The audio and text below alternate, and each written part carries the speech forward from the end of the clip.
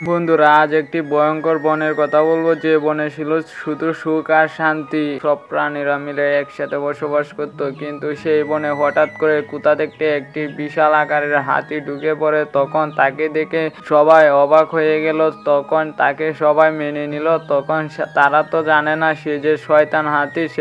সে তখন একটি ডুক্কার দিল। তার ডুক্কারের পুরা বন কেঁপে উঠলো। তখন প্রাণীরা ভয়ে পালাতে শুরু করলো। তখন কিছুক্ষণ পর তার কাছে একটি ফড়িং এসে বলতেছে, তুমি কে? তোমাকে কখনো দেখিনি। তখন তাকে পাড়া দিয়ে মেরে ফেলে। তখন ফড়িং এর মাটা তখন কান্না করতেছে। সে এমন ভয়ঙ্কর ছিল যে তার কাছে বনের রাজা বাঘও আসতে ভয় পেত। তখন সে কি করবে তারা কিছু বুঝতে পারলো না। কিছুদিন পর একটি গাধা গেল। তখন গাধাটিকে মারার চেষ্টা করলো। তখন গাধাটি পালিয়ে গেল।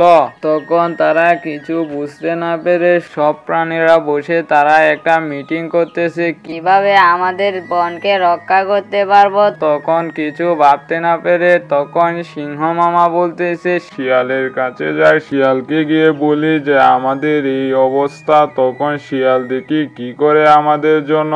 তখন তারা শিয়ালের কাছে যাওয়ার জন্য সবাই রওনা দিল। কিছুক্ষণ পর তারা শিয়ালের কাছে পৌঁছালো। তখন শিয়াল বলতেছে, কি মনে করে আমার এখানে এসেছো তোমরা? তখন তারা বলতেছে, আমাদের বনে একটি ভয়ঙ্কর হাতি ঢুকে পড়েছে, তুমি আমাদেরকে সাহায্য করো। তখন শিয়াল বলতেছে, আচ্ছা ঠিক আছে, আমি দেখতেছি। তখন সে যে দেখে একটি ছোট ব্যাঙ তার কাছ দিয়ে যেতেছে। তখন তাকে পাড়া দিয়ে মেরে ফেললো। তখন এটা দেখে শিয়াল তো ভয় পেয়ে গেল। তখন শিয়াল কিছু বুঝতে না পেরে বাসায় গিয়ে সে ভাবতেছে তাকে কি করা যায়। তখন তার মাথাতে একটা আইডিয়া চলে আসলো যে একে পানিতে নিয়ে মারতে হবে। তখন সে হাতিকে গিয়ে বলতেছে, আমাদের এখানে একটি প্রতিযোগিতা হবে, যে জিততে পারবে তাকে রাজা হিসাবে মেনে নেওয়া হবে।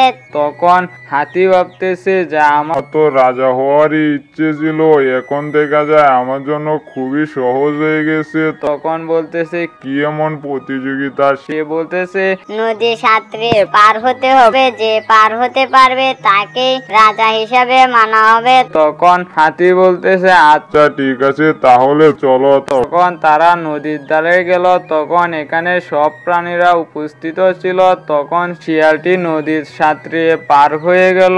তখন হাতি ভাবতেছে, সামান্য একটা শিয়ালি যদি নদী সাঁতরে পার হতে পারে, আমি কেন পারবো না? আমি তো সবাতে শক্তিশালী। এটা বলে সে নদীতে নেমে পড়লো। তখন সে নদীতে নামার পর তার শরীর অনেক ভারী হওয়ার কারণে সে নদীতে ডুবে গেল।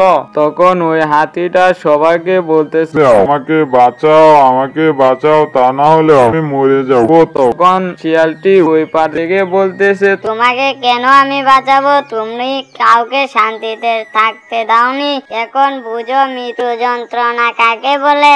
তখন অন্য সঙ্গীরা বলতেছে, ঠিক বলেছ শিয়াল ভাই, আমরা এখন মুক্ত স্বাধীন, নাতি স্বাধীন দিন দিন।